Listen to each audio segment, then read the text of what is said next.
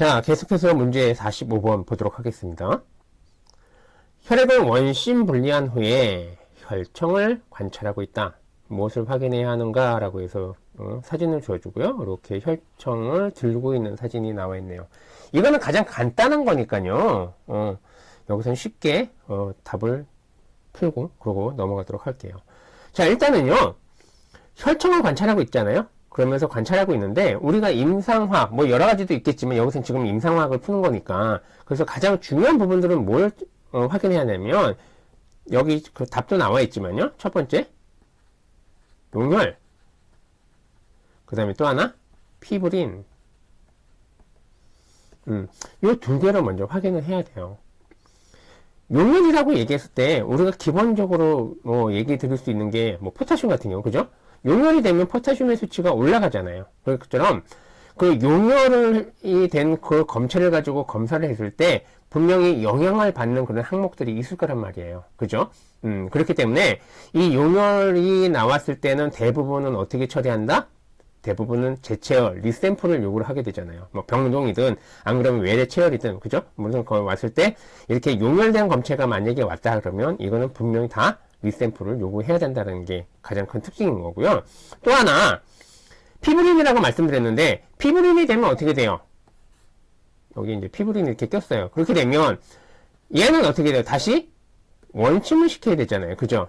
왜? 완전히 분리가 안 됐기 때문에. 그죠? 원심을 시켜야 되는 거고, 만약에 이 장비가, 이 피브린이 껴있는 상태에서 만약에 장비로 들어갔다 그러면 어떻게 돼요?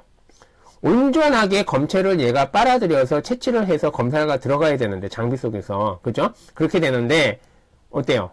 피브린이 꼈을 때는, 그죠? 얘가 온전하게 그 정량을 얘가 측정을 못 하잖아요. 검사 장비 속에서.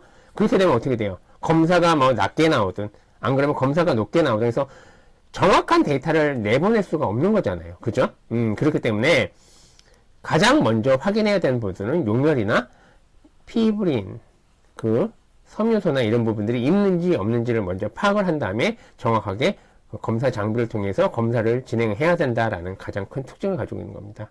그래서 여기서는 간단하게, 그죠? 요게 답이 되는 거고요. 그죠? 그 다음에 뭐 혈청의 양도 분명히 중요하게 작용을 합니다. 왜?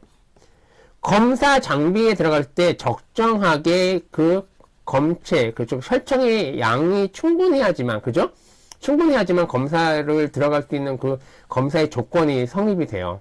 그래서 혈청의 양도 분명히 중요하긴 합니다.